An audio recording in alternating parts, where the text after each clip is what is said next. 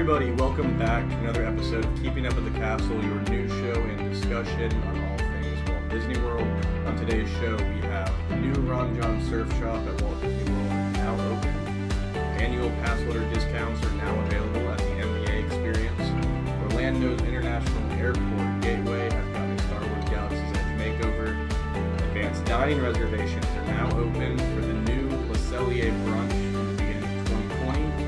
Our discussion of this episode will be, is Disney World getting new monorails? We'll have a whole lot to discuss on that and more coming up next.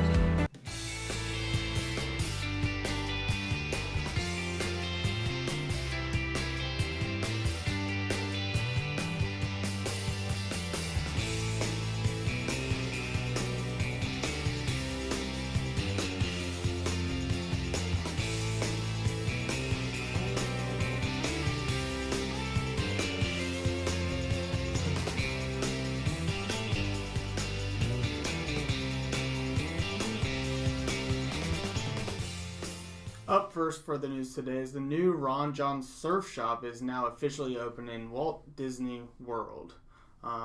Is located in Town Center section of Disney Springs, just across from the Polite Pig.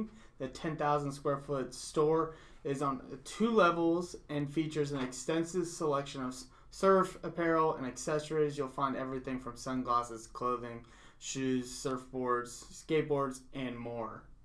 So this is just your typical Ron Jon surf shop, really. It has everything. It's just a big location.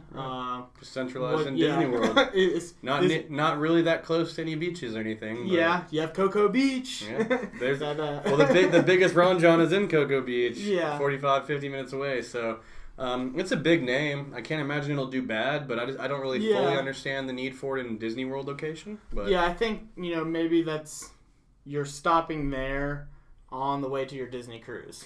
Yeah, maybe something like that because, a lot of people do a Disney World first and go on a cruise second or vice versa. So this could be or Cocoa or Tampa and stuff like that. Or you just need your summer gear. Yeah. Who knows? Maybe they'll need, a lot of sunblock goes around in Disney World and it's pretty pricey in the Disney parks. But Ron Jon, very cool. Yeah. Next for the news today is the NBA Experience will be offering an annual pass discount at the NBA Experience. The Disney annual pass holders can now get a discount at Disney Springs. The special price is $19 for adults and $14 for children, and is available from November 15th, 2019, all the way to March 31st, 2020, with tickets purchased at the NBA Experience window. This discount is available for the pass holders and up to 3 guests. Regular pricing is $34 for adults and $29 for children. The first thing I really wanted to bring up about the NBA Experience discount is, why are they only offering it for a certain period of time? Because it's such a bad experience already. I think this just needs to be throughout the rest of its lifetime. Forever. It's 2 years I'm left. sure it will be. I mean, if they set it up through the end of March, I want to say that they're doing the discount for 2 whole fiscal quarters to finish this quarter and do the whole first quarter. Yeah. So I think they're trying to make up for a lot of money, and if nothing changes by the end of March, I think we could see this experience gone in about 2 years. Yeah. You see the people dribbling outside trying to get customers in. Now they're offering pass holder discount. Now, everything they're trying to do to make $1 on this, because they're not making it. They keep bringing the Orlando Magic out. They brought the team out and the coach to unveil their new jerseys there. No one cared. And I like basketball. I'm not the biggest NBA fan. I'm not the biggest college basketball fan, but I enjoy basketball, and here and there I like to watch it. Yeah. But $30-some to do some basketball tutorials, I think that's ridiculous. I mean, I don't think they should have made a paid event there in the first place, let alone made it $30-some.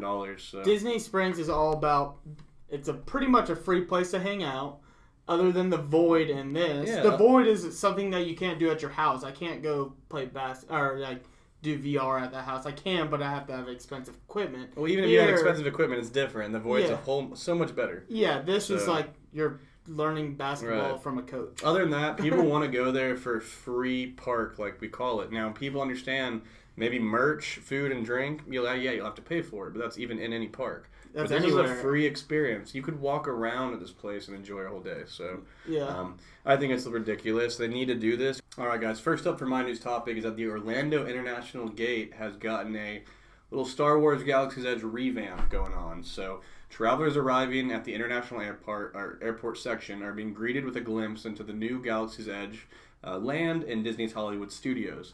As travelers prepare to board shuttles for the airport's main terminal, they will see life-size depictions and landscaped images of Star Wars Galaxy's Edge. So these are going to be on the walls and also on the trams, trolleys, all that kind of stuff.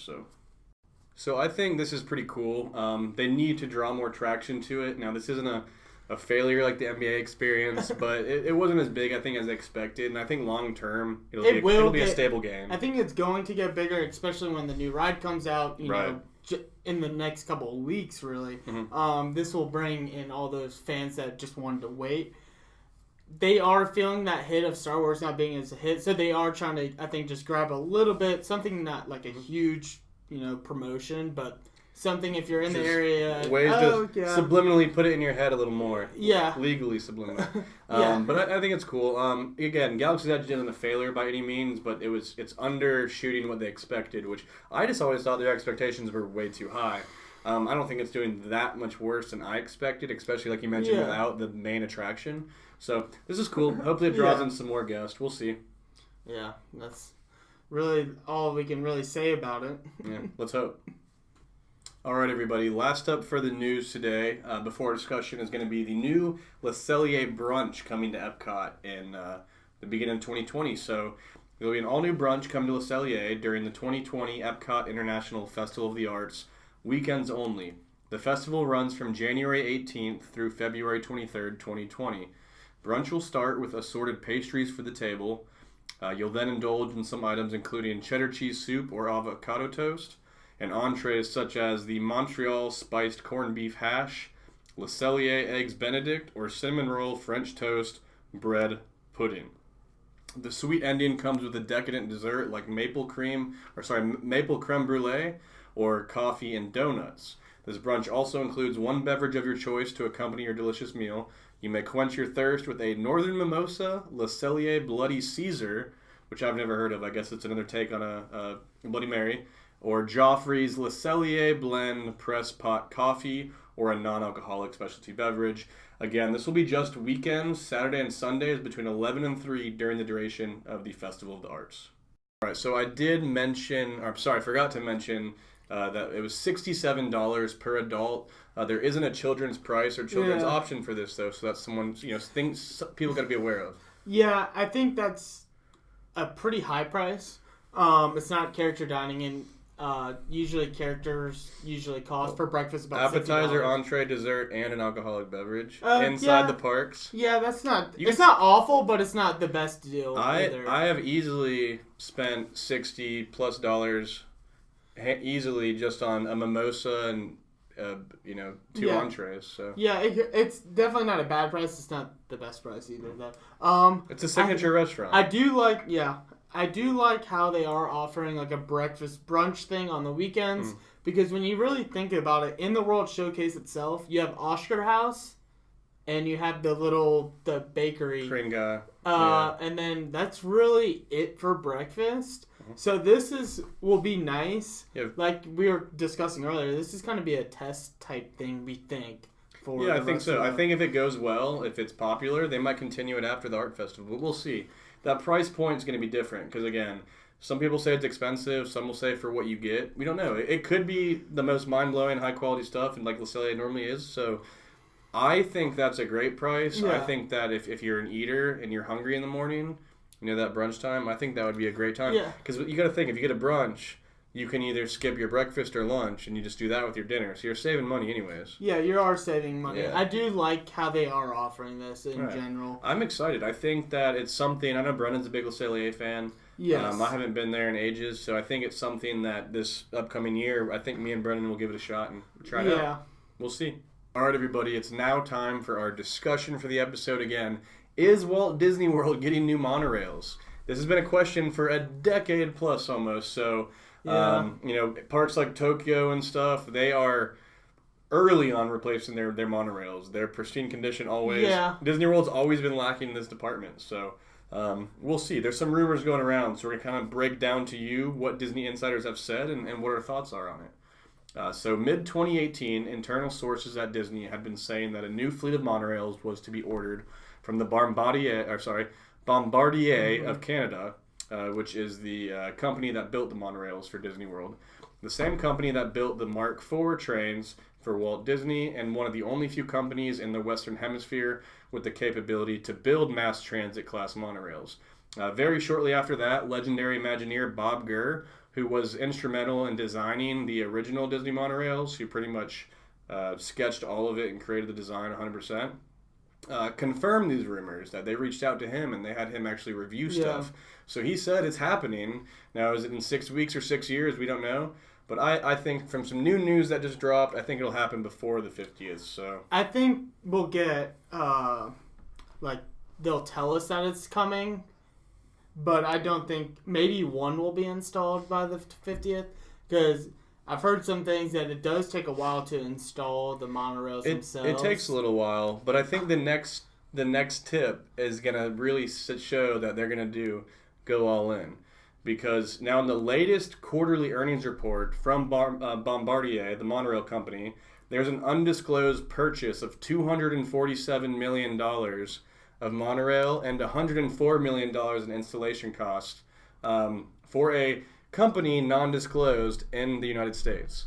Yeah. There's some municipal governments and some things that could potentially do that, but... $250 million, and then you got another $104 million in of labor. Labor. $350 million in monorail equipment. Where else could that go? Yeah. It's either Disney sends another. There's no way it's going to be Universal, because that's just they're too spread out. Yeah, on top of it being spread out, this is a Disney thing. This is a tried and true classic thing. Bombardier is not going to leave, because they know whenever any Disney company or park needs new ones, they're going to get that phone call. So they're not going to mess that up and deal with a competitor. I definitely think it's Disney. And Disneylands are still not brand new, but they have newer monorails. They don't work as a means of transportation necessarily, just between two areas of one park. Yeah. So it's way different. So. And I'm just trying to think, $250 million, that's, how many monorails do they have? That's probably about right. Like $247 million in services, and I'm sorry, I said it backwards. 247 was in the services, 104 million was in stock and system. So that's 104 million in parts, a quarter of $1 billion in labor. Yeah, I'm just hoping it comes out soon. The news, that they just say, hey, because people are starting to read it, and then.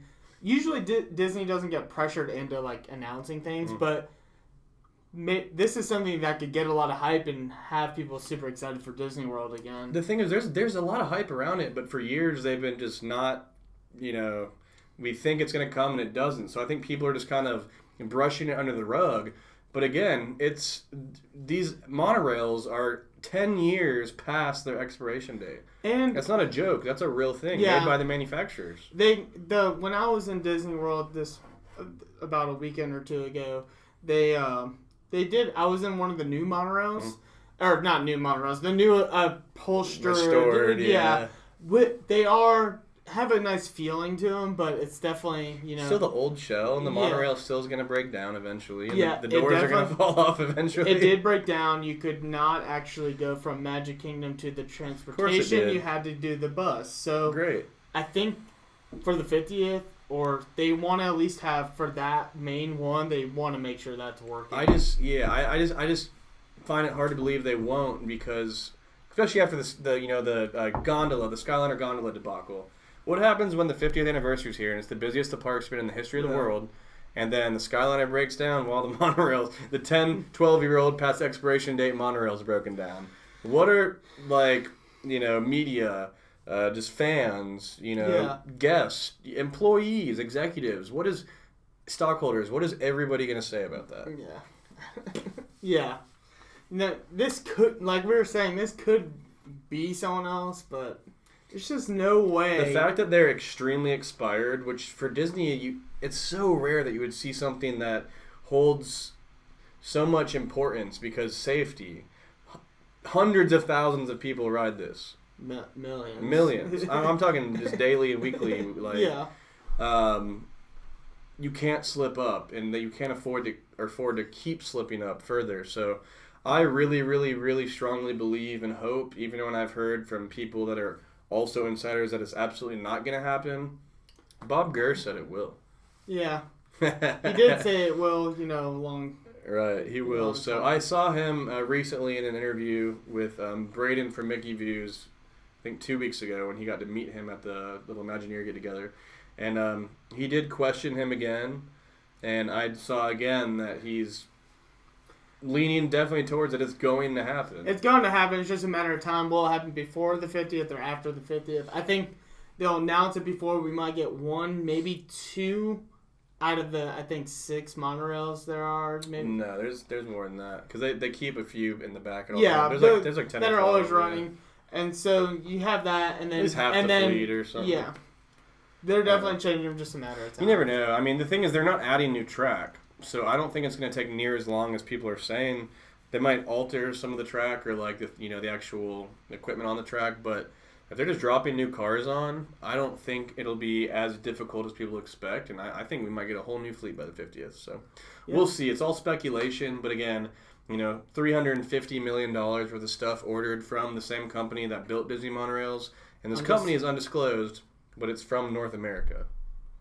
So maybe not even the United States, but it's a lot of money, for a monorail system. And it's the same updated version that Disney had. So we'll see. We'll see.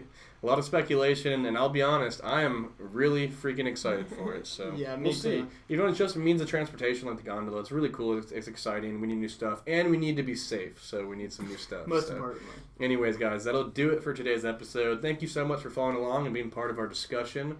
If you have any thoughts or comments, please comment below. Let us know if you think we're getting new Disney monorails, and if we're not, why do you think that we aren't? Same thing with the news. If you have any thoughts or comments to throw around, let's have a talk. And other than that, please like the video if you enjoyed it, subscribe, and all the support helps. So Thank you. We'll see you next week. Have a good one.